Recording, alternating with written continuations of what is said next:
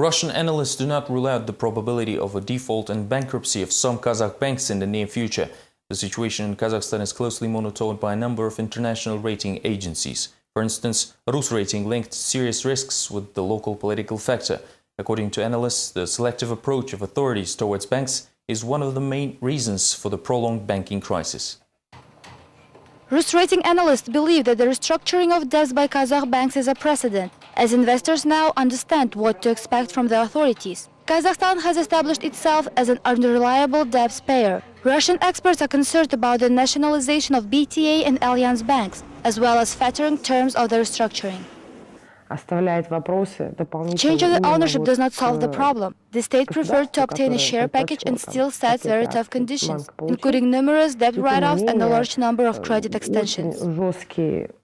In their new ratings, agency analysts do not consider economic indicators as top priority anymore, as politics appear to be more important than financial logic in Kazakhstan. It is important to estimate correctly the political risk. It is crucial to understand who stands behind a specific bank and what relationship it has with the local authorities. Russian government prefers to lend assets to banks so that they pay to creditors, whereas in Kazakhstan the process is reversed, as the state does not wish to do so. In Russia, unprecedented inflows were given to both public and private banks. Sberbank in particular had a limit of almost $170 million. Bonds of all investors were redeemed and the loan portfolio optimization has already begun. Now it is promised to debtors to defer their expenses, reduce payments and even lift penalties in some cases. We are ready to consider the option of debt restructuring even for those clients we are currently dealing with in courts. The rate of loan non-repayment continues to grow in Kazakh banks, as the trust of the population and external investors has been lost. In search of new sources of refinancing, analysts advise to count on the real economy. According to expert Oleg Dmitriev, however, it will be difficult for banks to find a way out of the current situation.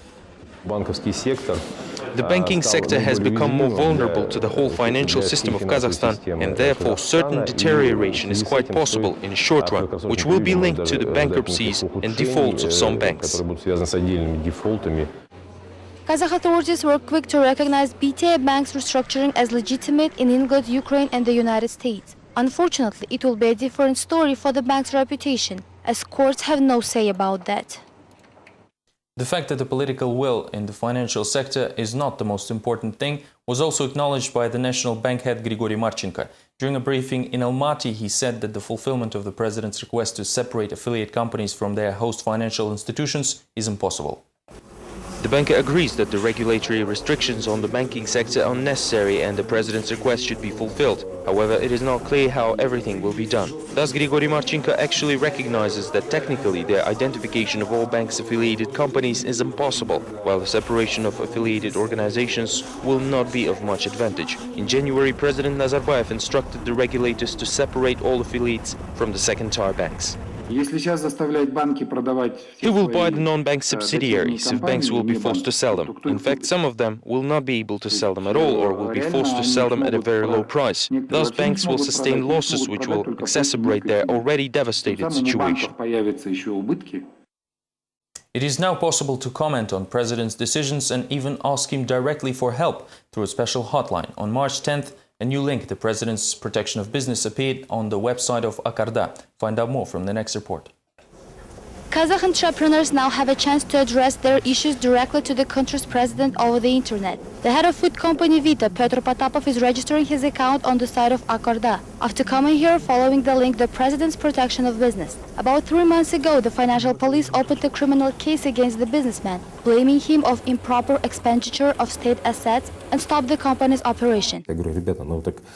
You cannot influence them, but they simply crossed the line. We're okay with them initiating investigations as we know that we did nothing wrong, but they should not suspend our operations. Also, all of the higher authorities failed to help us with this issue. The businessman is not giving up, and during the February's meeting of President Nazarbayev with entrepreneurs, Potapov appealed directly to the head of state. The financial police has immediately recalled the arrest sanctions and reported to the president that the investigation was conducted according to the legislation.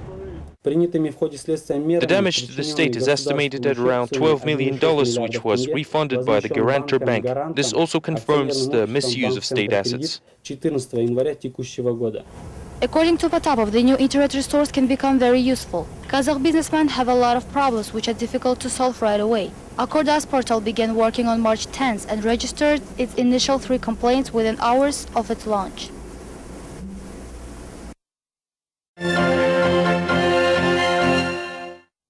"40 loaded cargo trucks from Kyrgyzstan were stopped at the Kazakh-Chinese border. For almost a month, truckers cannot pass Kulja customs checkpoint. Kazakh customs officials suspect that Kyrgyz businessmen register their cargo as transit but later sell their goods within the country. Entrepreneurs deny all accusations. Apparently, the negotiations failed and businessmen, together with the diplomats of the Kyrgyz embassy in Kazakhstan, decided to appeal to the population and talked about the scandal during their press conference in Almaty. Customs officials promised to comment on the situation on March 11th. Vehicles that arrive to a specific customs post must be registered there. We have all the documents confirming our appeal to the state bodies, but we unfortunately do not have the returning documents confirming their illegal actions. On Wednesday, Afghan war veterans appealed to the public during a press conference in Almaty. They do not like the draft of the new law on veterans, which is expected to be adopted in April by the lower chamber of the country's parliament. The Afghan war veterans have established a special working group to develop the concept of alternative law for veterans, which includes representatives of several NGOs. Veterans and participants of Chernobyl disaster elimination still do not have an official status in Kazakhstan. Their rights are the same with war participants, and only a new law can change the situation.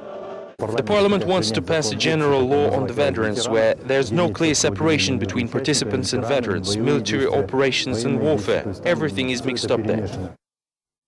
These were the latest updates from Kazakhstan. Thank you for being with us and goodbye.